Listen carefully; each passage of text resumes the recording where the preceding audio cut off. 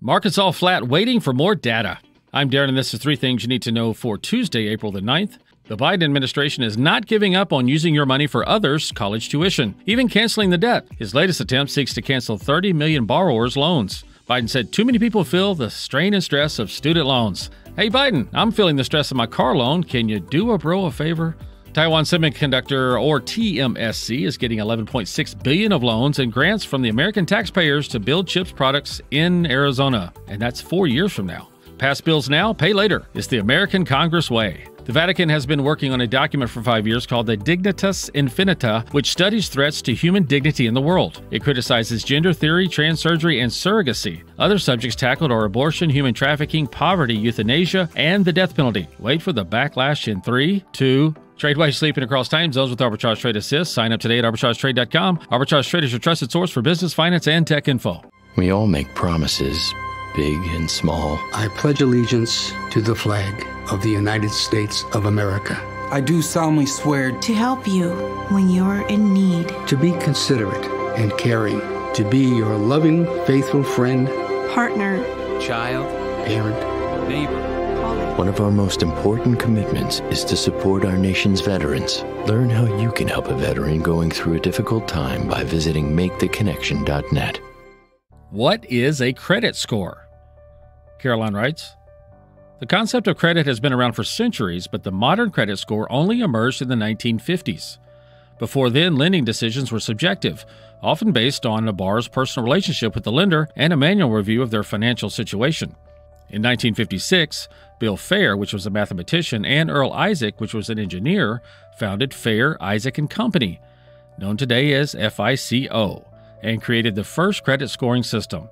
This system aimed to standardize the lending process, making it more objective and efficient by predicting the likelihood that a borrower would repay a loan. CNN recently reported that Americans' national average FICO score dipped to 717 in October of 2023. Although Americans' FICO scores remain near record highs and still well above pre-pandemic levels, this marked the first drop in a decade. Khan Arkalai, FICO's Senior Director of Scores and Predictive Analytics, said the effects of high interest rates and persistent inflation may be starting to outweigh on consumers, especially those already struggling to manage their finances.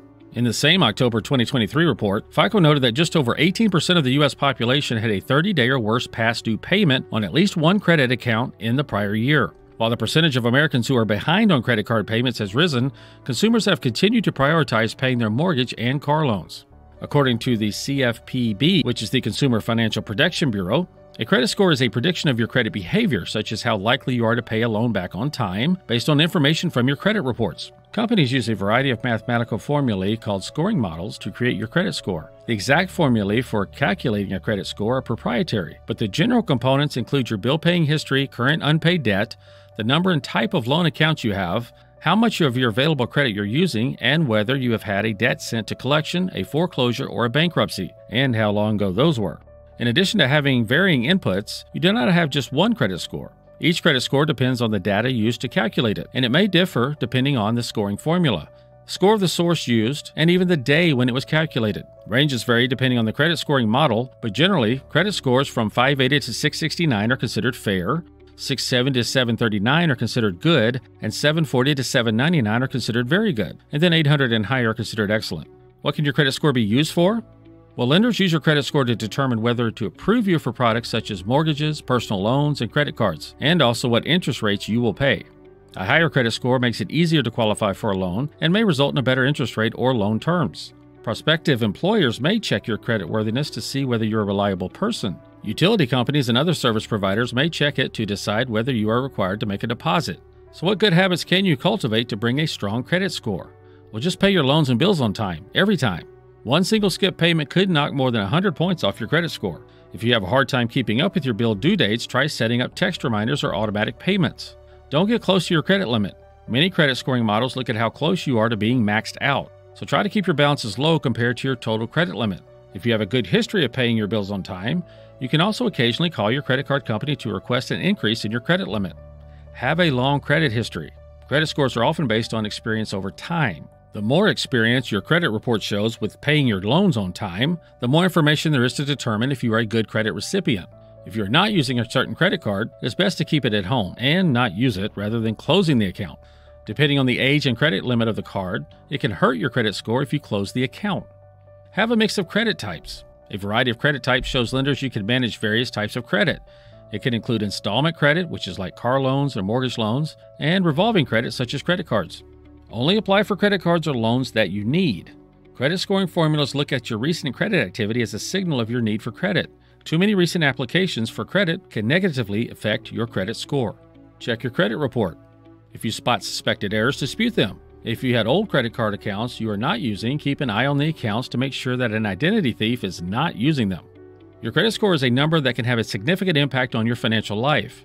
By adopting responsible credit habits and being strategic about how and when to use the credit, anyone can work towards improving their credit score, thereby opening doors to a more secure financial future. The content in this article provides general consumer information. It is not legal advice, financial advice, or regulatory guidance. Stop watching, start living using PIPS, our AI bot. Go to arbitragetrade.com and check out Arbitrage Trade Assist. Hi, I'm Elizabeth Rome. I've played many roles on TV and film, but today I want to speak to you as myself about a cause that's very dear to my heart. The Cancer Prevention and Treatment Fund provides free help to those who have cancer and those who wish to prevent it.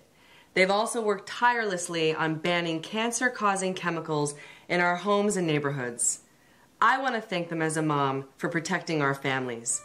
Please donate today at the Cancer Prevention and Treatment Fund at stopcancerfund.com. PIPS Pick of the Day. Arbitrage algorithms have detected a possible trend for Paramount Group, Inc. That's PGRE, and they're headquartered in New York. It's a real estate investment and management company which engages in the ownership, operation, management, acquisition, and redevelopment of office properties in central business district submarkets. The current price is $4.71, 52-week high of $5.92, and a 52-week low of $4.06. We are not financial advisors. We provide a service. Please do your own research. Arbitrage Trade Analytics LLC is a privately held research company. Arbitrage Trade Analytics LLC is solely responsible for the preparation and distribution of the contents of this podcast. The opinions offered in this podcast are for informational purposes only and are not intended to function as investment advice. Seek a duly licensed professional for investment advice. For more information about the informational research and services offered by Arbitrage Trade Analytics LLC, please visit arbitragetrade.com.